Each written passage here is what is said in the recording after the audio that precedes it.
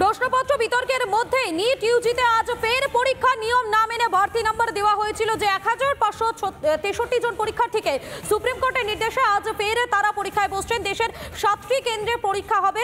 মেঘালয়, হরিয়ানা, ছত্তিশগড়, গুজরাট এবং চণ্ডীগড়ে মোট 7টি পরীক্ষা কেন্দ্রে বরাদ্দ করা হয়েছে। দুপুর 2টা থেকে শুরু হয়েছে পরীক্ষা। 7টি কেন্দ্রে পরীক্ষা এবং এই পরীক্ষা চলবে বিকেল 5টা বেজে 20 মিনিট পর্যন্ত। এবং এই বিষয় নিয়ে কেন্দ্রীয় শিক্ষা প্রতিমন্ত্রী সুকান্ত মজুমদার তিনি কি বলছেন শোনাবো, এবং এর পাশাপাশি আপনাদের শোনাবো যারা নিট পরীক্ষার্থী যারা রয়েছেন তারা কি বলছেন শোনাবো আপনাদের। 1563 স্টুডেন্ট যাদের 6টি সেন্টারে যারা পরীক্ষা দিয়েছিলেন তাদের কোশ্চেন দেরি করে পাওয়ার জন্য সুপ্রিম কোর্টেরই একটি স্ট্যান্ডিং যে অর্ডার, সেই অর্ডারের উপর ভিত্তি করে এনটিএ তাদেরকে গ্রেস মার্ক দেওয়ার ব্যবস্থা করে। তাদের সামনে পরবর্তী সময়ে হাইকোর্টে সুপ্রিম কোর্টে বিষয়টি গেলে সুপ্রিম কোর্ট সেখানে বলে দেয় যে গ্রেস মার্ক দেওয়া যাবে না। আমাদের কেন্দ্র সরকার সেটাই মেনে নিয়ে গ্রেস মার্ক বাদ দিয়ে দেয় এবং তাদের সামনে দুটো অপশান দেওয়া হয়। হয় গ্রেস মার্ক ছাড়া যে র্যাঙ্ক হবে সেই র্যাঙ্ককে মেনে নেওয়া, অথবা আজকে আবার পরীক্ষায় বসা। তো যারা পরীক্ষায় বসবেন ঠিক করেছেন, অপশান দিয়েছেন, তারা পরীক্ষায় বসেছেন। আমরা আশা করব তারা ভালো করে পরীক্ষা দেবেন এবং তাদের আগামী দিন যেন সুগম হয়। 9টা থেকে শুরু হওয়ার কথা, 7টা থেকে 8:30টার মধ্যে আমাদের হলের মধ্যে ঢুকে যাওয়ার কথা। আমরা সবাই সব কিছু ছেড়ে ছুড়ে পড়াশুনো করেছি, কেউ 12 ঘন্টা, কেউ 13 ঘন্টা, কেউ ডিউটি করতে করতে পড়াশোনা করেছি আমরা, কেউ চাকরি জায়গা থেকে ছুটি অ্যাপ্লাই করে পরীক্ষা দিতে এসেছি। সেখানে দেখছি যে পরীক্ষা ক্যান্সেল, রাতের বেলাতে জানানো হচ্ছে। এটা কী ধরনের মানসিকতা আমি জানি না। এরা পড়াশোনা নিয়ে কিছু জানে না, বোঝে। এই দায়ী কে নেবে, আমাদের মেন্টাল ড্যামেজের কে দায়ী নেবে আমরা জানি না। নিট ইউজি হলো এর আগে, এবার নিট পিজি হলো, আমরা জাস্ট জানি না। আমি নিজেও একটি হসপিটালের সাথে যুক্ত।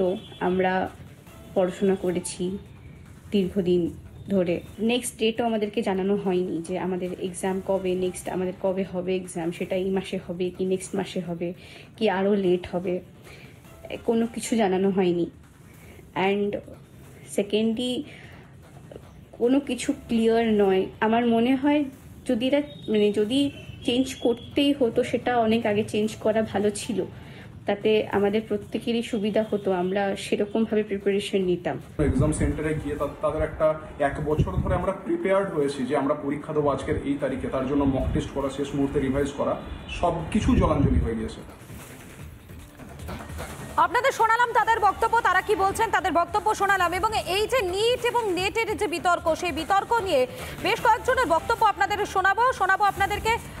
শিক্ষক দিলীপ দে তিনি কি বলছেন, তার কি বক্তব্য, তার বক্তব্য শোনাবো। এর পাশাপাশি শোনাবো IM এর অ্যাসিস্ট্যান্ট সেক্রেটারি তিনি কি বলছেন তার বক্তব্য, এবং শোনাবো চিকিৎসক দীপ্তেন্দ্র সরকার তিনি কি বলছেন তার কি বক্তব্য। শোনাই আপনাদের। এটাই বলবো যে এটা খুবই দুঃখজনক ব্যাপার, এটা কখনোই এক্সপেক্টেড নয়। মানে কেন্দ্র সরকার বা রাজ্য সরকার সবাইকে এই ব্যাপারটা নিয়ে ভাবতে হবে যে এই জায়গাগুলো কিন্তু আলটিমেটলি ছাত্রছাত্রীরা এফেক্টেড হচ্ছে। তাদের মানসিকতা অনেকভাবেই জায়গা থেকে সরে আসছে, যে তাদের যে একটা ভবিষ্যৎ পরিকল্পনা থাকবে সেই জায়গা থেকে তারা তো জিনিসটাকে করতে পারছে না, মানে এমফাসাইজ করতে পারছে না, তাদের যে ভবিষ্যৎ পরিকল্পনা বিঘ্নিত হচ্ছে। তা এটা কখনোভাবে মেনে নেওয়া যায় না, এটা অবশ্যই তার পদক্ষেপ নেওয়া। আজ নিট পিজি ক্যান্সেল হওয়ার জন্য 23 লক্ষ ডাক্তারি পড়ুয়াদের ক্ষতি তো হলো বটেই, তার সাথে আমরা জানি রাজ্যে এবং দেশে যে হাসপাতালগুলো আছে সেগুলো ম্যাক্সিমালি পোস্ট গ্র্যাজুয়েট স্টুডেন্টস যারা এই পরীক্ষায় উত্তীর্ণ হয়ে ওখানে MD বা MS বা DNB করতে ঢোকে বা ডিপ্লোমা করতে ঢোকে, সেই হাসপাতালগুলোরও ক্ষতি হলো। আমার একটাই প্রশ্ন, সেটা হলো যদি NTA ন্যাশনাল টেস্টিং এজেন্সি জানতো যে 1 বছর আগেই পেপার লিক হয়ে গিয়েছে, তাহলে তারা নেসেসারি মেজার্স নিল না কেন? Specially after the NEET undergraduate scam, which I said earlier is almost equivalent to a Ponzi scam. যেখানে স্বাস্থ্য মন্ত্রক জানাচ্ছে তারা খুব নিশ্চিত নয় যে কী ঘটতে পারে যদি এই পরীক্ষাটা হয়, কোয়েশ্চেন লিক হয়েছে কিনা নিট ইউজির মতো, সেই পার্সপেক্টিভে দাঁড়ালে কিন্তু মনে হয় এটা যুক্তিপূর্ণ হয়েছে। এবং এর জন্যে আমাদের বহু প্রবলেম হবে, অর্থাৎ কোর্স শুরু হতে দেরি হবে, আগের ব্যাচে রিলিজ হতে দেরি হবে, যারা আজকে বিভিন্ন সেন্টারে পৌঁছে পরীক্ষা দেওয়ার কথা ভেবেছিলেন তাদের অসুবিধা হবে। কিন্তু ব্রডার পার্সপেক্টিভে একটা ক্লিন পরীক্ষা অত্যন্ত গুরুত্বপূর্ণ। আমার একটাই বক্তব্য, এটা কি আগে খবর ছিল না? হঠাৎ কাল রাত্রে 10টার আগে বা 10টার পরেই খবরটা কি এসেছিল? এটা তো আগে নিলে তাদের পক্ষে সুবিধা হতো। এটা কিন্তু অভিপ্রত নয়, কাঙ্ক্ষিত নয়। পরীক্ষাটা আরও ঠিক মতন ওয়াটার টাইট, খুব স্বচ্ছতার সাথে পরীক্ষা যেন আগামী দিন করা হয়। নিট পিজি নিয়ে অসুবিধা নেই, নিট ইউজি নিয়ে আগেও বলেছি এটা বাতিল করে দেওয়া উচিত সম্পূর্ণভাবে। কিন্তু যে পরীক্ষাটাই যে সরকার নিচ্ছেন তাদের কিন্তু একটা কাঁধে দায়িত্ব বর্তায় যে পরীক্ষাটা ঠিক মতোভাবে নেওয়া, নয়তো ছিনিমিনি খেলা হচ্ছে কাদের সাথে? ছাত্রছাত্রীদের সাথে, পরীক্ষার্থীদের সাথে, যারা পরীক্ষা দিতে এসছেন। কেন্দ্রীয় সরকারের এই সিদ্ধান্ত সঠিক, কারণ এনটিএর পরীক্ষা নেওয়ার পদ্ধতিতে যে গোলমাল আছে এটা সরকার একরকম স্বীকার করে নিয়েছে। এই অবস্থায় একজন পরীক্ষার্থী পরীক্ষা দেওয়ার পরের দিন যদি জানতে পারে যে প্রশ্নপত্র লিক হয়ে গিয়েছিল এবং সেজন্য সে তার যোগ্যতা মতন র্যাঙ্ক না পেতে পারে, এমনকি এমডিতে পড়ার সুযোগ না পেতে পারে, তার থেকে কিন্তু হতাশাজনক কিছু হয় না। আর এই মুহূর্তে যে খবরের দিকে আমাদের নজর রাখতেই হবে, নিটের প্রশ্নপত্র ফাঁসের জাল ছড়িয়ে মহারাষ্ট্রেও। আরও একবার জানাবো আপনাদেরকে, নিটের প্রশ্নপত্র ফাঁসের জাল ছড়িয়ে মহারাষ্ট্রেও। প্রশ্নপত্র ফাঁস কাণ্ডে 2 শিক্ষককে ইতিমধ্যেই জিজ্ঞাসাবাদ, 2 শিক্ষকের বেশ কয়েক ঘন্টা জিজ্ঞাসাবাদ এটিএস এর।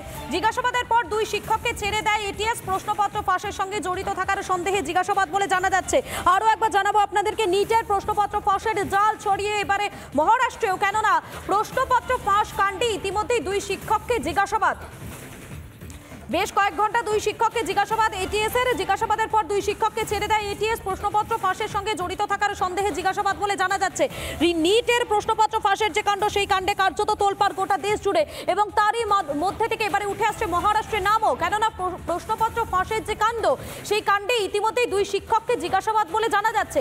2 শিক্ষককে বেশ কয়েক ঘন্টা জিজ্ঞাসাবাদ এটিএস এর। জিজ্ঞাসাবাদের পর 2 শিক্ষককে ছেড়ে দেয় এটিএস।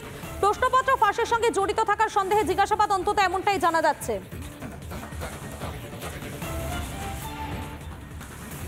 আমাদের সঙ্গে সরাসরি নিউজ রুম থেকে রয়েছেন আমাদের প্রতিনিধি কিশলয় রয়েছেন। আমি কিশলয়ের কাছে চলে যাবো। কিশলয়, এই যে জালটা, অর্থাৎ নিটের প্রশ্নপত্র ফাঁসের যে অভিযোগ উঠে আসছে এবং তার যে জাল, সেই জালটা তো ক্রমশই বেড়ে যাচ্ছে। একেবারেই একদম লেটেস্ট ইনফরমেশন যেটা তুমি ব্রেক করলে, এই মুহূর্তে জানা যাচ্ছে মহারাষ্ট্র থেকে আবারও নতুন করে 2টি নাম উঠে এসেছে। এবং এই নাম কিভাবে উঠে এলো? বিহারে যাদেরকে ইতিমধ্যেই আটক করেছে এই মুহূর্তে পুলিশ, এবং তাদের জিজ্ঞাসাবাদ চলছে। সিবিআইও গোটা তদন্ত হাতে নিয়েছে। এই গোটা তদন্তে কিন্তু বেশ কয়েকটি এজেন্সি একযোগে কাজ করছে এবং এটিএসও কাজ করছে বলে জানা যাচ্ছে। এবং মহারাষ্ট্রের এটিএসের তরফ থেকে বিহারের যারা আটক তাদের থেকে পাওয়া ইনফরমেশন মোতাবেক 2টো নাম উঠে আসে। এই 2টো নাম হলো, একজন হচ্ছে জলিল উমর খান, আর একজন হচ্ছে সঞ্জয় তুকারাম যাদব। দুজনেরই আবার কোচিং সেন্টার রয়েছে, অর্থাৎ কোচিং সেন্টারের মাধ্যমে তারা নিট নেট যারা দিতে চায় সেই ছাত্রছাত্রীদের পড়াতেন। এবং এই দুজনকে আটক করে জিজ্ঞাসাবাদ করা হয়েছে এবং তাদের পরবর্তীকালে ছেড়ে দেওয়া হয়, যদিও তাদের বলে দেওয়া হয় যে কোনো সময় আবার তাদের জিজ্ঞাসাবাদ করতে পারে পুলিশ। এনাদের কাছ থেকে বেশ কয়েকটি গুরুত্বপূর্ণ ইনফরমেশন বা তথ্য পাওয়া গিয়েছে বলে সূত্র মারফত খবর পাওয়া যাচ্ছে। এবং তারই সঙ্গে সঙ্গে জানা যাচ্ছে এরা জেলা পরিষদ স্কুলে পড়াতেন এবং তারই সঙ্গে সঙ্গে লাতুরে এদের কোচিং সেন্টার ছিল, এবং সেই কোচিং সেন্টারের থেকে স্টুডেন্টরা গিয়ে তারা নিট পরীক্ষা বা নেট পরীক্ষা দিত। কোথাও গিয়ে এই কোচিং সেন্টারের মাধ্যমে প্রশ্নপত্র ফাঁস হতো কিনা এবং টাকা নেওয়া হতো কিনা সেটাও কিন্তু এটিএস খতিয়ে দেখছে। অর্থাৎ বিভিন্ন এজেন্সি একযোগে কাজ করে যারা দুর্নীতি করেছে তাদের মাথা খুঁজে বের করার কাজ করছে। যেমনটা শিক্ষামন্ত্রীও বারবার বলেছেন যে একদম গোড়া থেকে, শিকড় থেকে কিন্তু এই দুর্নীতির তদন্ত করা হবে। সেই তদন্তের পরিপ্রেক্ষিতে ব্রেকিং নিউজ, মহারাষ্ট্রেও আরও 2জনের নাম উঠে এলো এবং তাদের জিজ্ঞাসাবাদ করেছে এটিএস। একেবারে কিশলয়, ধন্যবাদ। আমাদের সঙ্গে সরাসরি ছিলেন আমাদের প্রতিনিধি নিউজ রুম থেকে কিশলয়। কিশলয়, ধন্যবাদ।